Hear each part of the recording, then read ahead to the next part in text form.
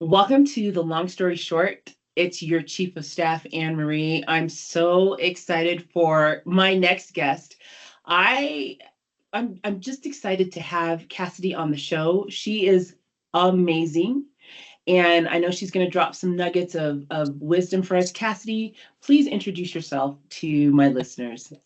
Yes, hi, Emery. I'm so excited to be here. Thank you for having me. Hi, folks. I'm Cassidy Fein. I'm a currently principal lead product manager at Microsoft within the Auto Patch team. I have over a decade of enterprise flavored B2B product experience. Before this was leading platform at Pendo.io, and before that, leading the enterprise expansion at Vimeo, based in Brooklyn, New York. And came by way of product through a fun and interesting segue, which we can or cannot get into. But um, just love all things product. In my spare time, I do a lot of public speaking. If you happen to be based in Australia or New Zealand, you can catch me at this year's leading the product conference. It is May 12th in Sydney and May 18th in Melbourne. Don't quote me on those dates. It should be close enough, hopefully. And usually I also am at New York Product Conference as well, which I believe is end of April this year. So yeah, that is me. I'm so excited to be here. Awesome. And one of the things that we can definitely do, Cassidy, is if you Yeah. want to also send me those links, and I'll make sure Yes. that it's part of this. So the folks Great. that are able to get to those conferences, people, if you can, go and listen to Cassidy speak. I listened to her speak online in the last presentation you did, and I was sitting there scribbling notes. I love the ability that you have to tell a story. You're captivating and you're dropping these nuggets of wisdom. And so for me, it's first of all, I just think so highly of you as a person. I'm grateful that you're in my network and Thank that you. we're not only just work buddies, we're friends. And so I feel very privileged and lucky to be able to call you a friend. And I'm excited about what we're going to talk about. So, folks, we always talk about the chief of staff. We're talking about folks who are aspiring chief of staffs, but we also love to talk to people who work with chief of staffs because there's such a crucial connection with folks that may be external or internal to the organization in helping move the business along. And so, Cassidy, I know that you've had an opportunity to work with a variety of different chief of staffs. Share with us maybe one or two things where when you were working with them, you saw that this was a successful way to partner with that chief of staff with some of the things that they did to help you be successful in your role. Yeah, it's a great question because I still, you tell me if this isn't right, but I still get a lot of confusion, I think, from some folks, especially within smaller businesses where there isn't necessarily a dedicated chief of staff role, or there may be a person first in the role, or the organization is Yeah. the first, to have the role. And so I'll have, other folks on my team come in and treat the role as this bizarre kind of mishmash of, I'd say, like EA and biz dev, and it's just Mm-hmm. kind of like that. It's neither of those things. It's kind of almost like the PM role in that it is a mishmash of really um, high visibility, high collaboration, Yes. really horizontal and strategic work that then kind of requires that ability to sort of reach across the aisle and say, yes, this is a priority. Let's help you focus on this and get this across the finish line. Or, no, it isn't, but let's kind of talk through why and let's figure out, Mm-hmm. for the organization, does this make sense or not, or do we need to move things around? And so, um, where I've been in a situation where it has been successful is first kind of having the charter of what is the chief of staff be super clear to everyone across the organization. Mm-hmm. And that may seem kind of pedantic, especially if you come from like a FANG background or a really big Yeah. organization. But just, I think it always helps, especially just local to your organization, to have a good understanding of like, hey, what are my goals and roles and responsibilities? We're having similar, consistent conversations around the PM role within our org right now. I think it's just a healthy thing to do because as technology changes, your role should constantly be evolving to kind of adapt and make sure that it is, Mm-hmm. as useful and as possible, based on the kind of current, I guess, parameters, if that makes sense. It does. So It does. I think that combined with, um, coming from the PM's perspective, every PM knows you're only as good as kind of the partnerships you can make with your, strategic partners and stakeholders. And the chief of staff is certainly one of the most important, of those. And so ensuring that you understand what leadership's priorities are, how to engage with Mm, leadership in the best way possible, and how you're kind hmm of keeping all of these things in mind as you go through the product development process or kind of general rhythms of business for your organization or for the company.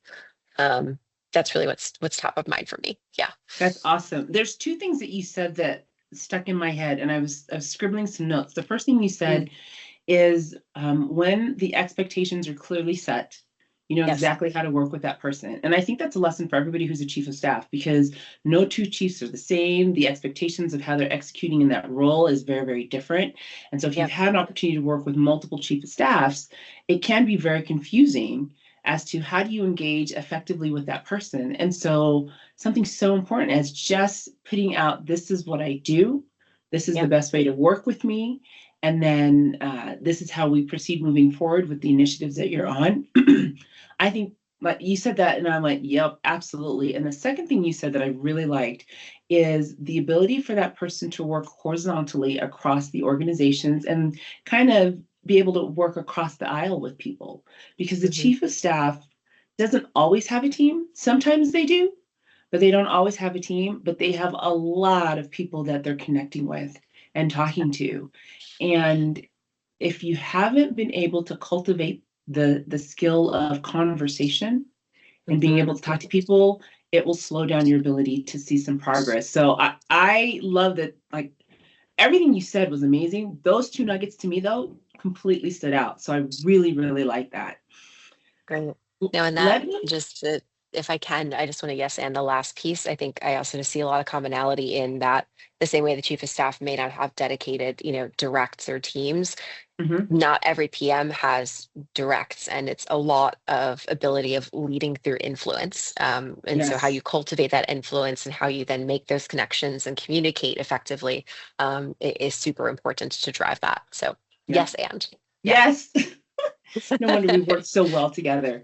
Well, so let me change it just a little bit. So, in your time working with a variety of chiefs, Mm, when did you experience or had observed where it wasn't so well? Either it was a person who was new in role, and so they were kind of struggling, and so providing them with some perspective from your point and how to work together. Like, when wasn't it a beautiful thing? yeah, so it's hard to diagnose without, I'll diagnose, and knowing that it's obviously from my own biases and experience and perspective. Sure. So there was a situation where I worked with someone where, because I believe they were fairly new to the role and also just new in their career, um, whenever I or my team would try to collaborate with them, um, it became clear that we were kind of getting shut out. Oh, And mhm. we would kind of show up for these broader, organizational meetings or meetings with the LT, and then get blindsided by these questions or this Ooh, confusion, yeah, from C-level folks. It's like, well, if we just been able to have a conversation like before the meeting that we thought we had asked for, or that, mhm, we'd presented materials and share those materials. We're like, hey, like, does this align? Like, are there any questions? Like, are they able to review this in advance? Like, can I just kind of get right. 5 minutes to sanity check this and smell test this? And I'd be like, nope, all good. Or like, don't worry about it. And then show up and just kind of like get caught flat-footed. Like, oof. Oh, Um, that's the kind of situation where it became clear, like, it, it felt like we came from it from every angle of like, hey, we're doing this to support the org, or like, hey, we want to make sure this sure. is the right direction, or hey, we've been asked to do this explicitly, we just need to make sure that like this is cool before we actually commit the resources or hire people. Right. it just got to the point where we need to kind of to escalate the urgency until it became, I think it became Mm, a hiring question. And that's when we kind of broke through and we're like, hey, we actually do, need this collaboration time. This isn't just like a nice to have. We're not just trying to raise our value politically or right. kind of like yeah, it was a strange work anyway. That's where it's been a struggle of like when you kind of get shut out and you kind of have Mhm. to diagnose, okay, why am I getting shut out, what's happening here, and Yeah. try to work your way through wherever you can. In my mind, a great chief of staff is kind of keeping those channels open, but Hmm. kind of filtering where it makes sense, right? Right. Because if you're not, then like, that's value you should be providing in my mind as a chief of staff. You Yeah. tell me if that's not right. Yeah, No, yeah. no, no.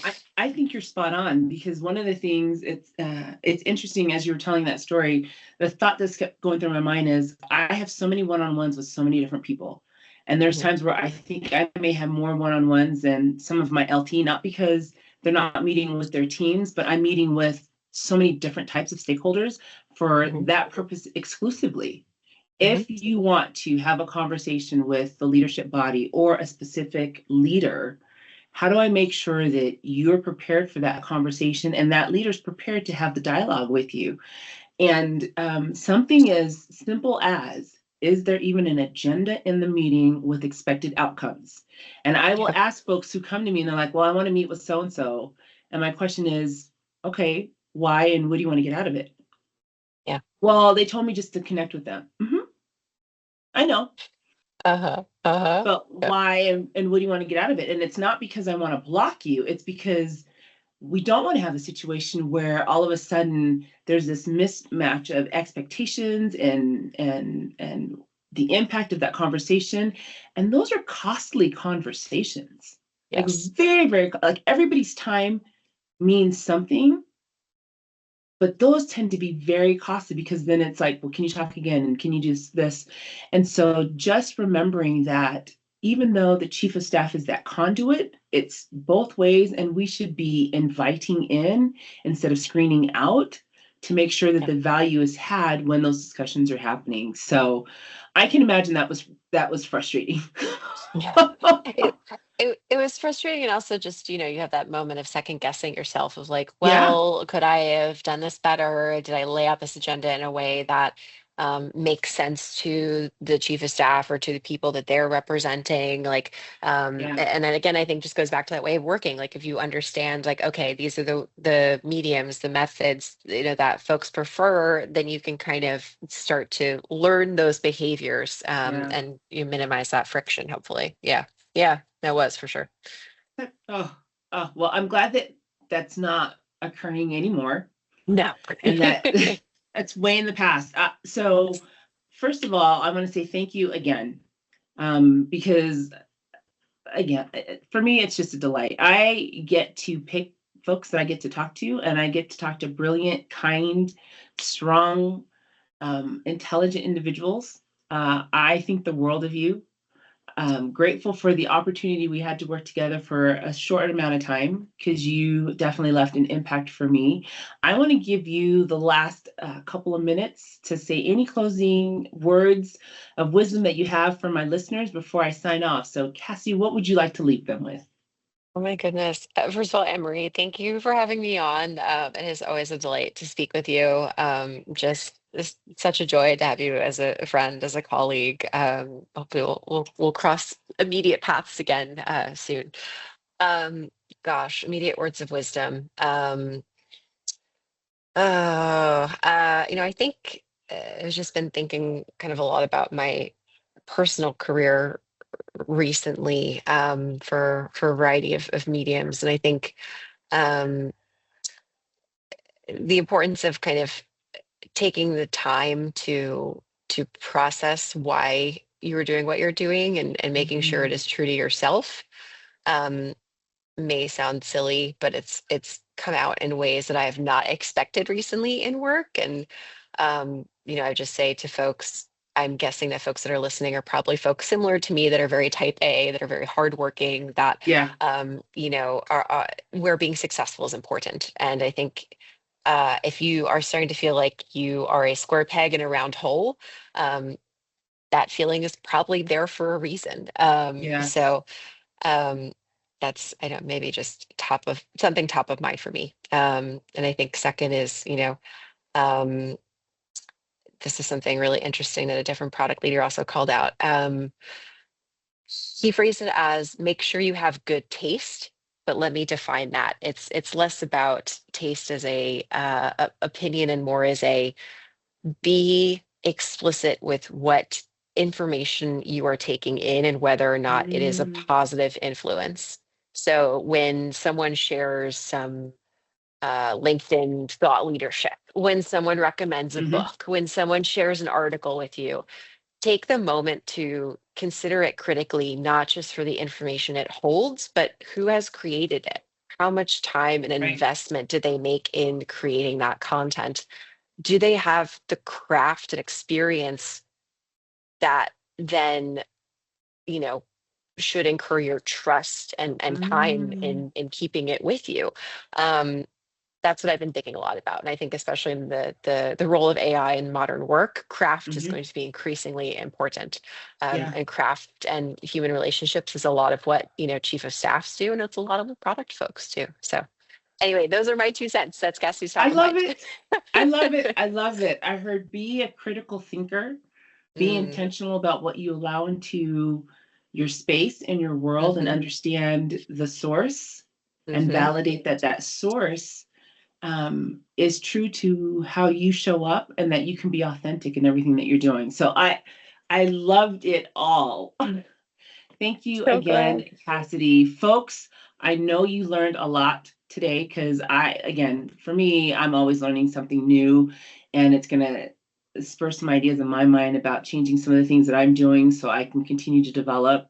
This is the long story short with your Chief of Staff, Anne Marie, and I will see you in our next session. Thank you again, Cassidy. Thank you.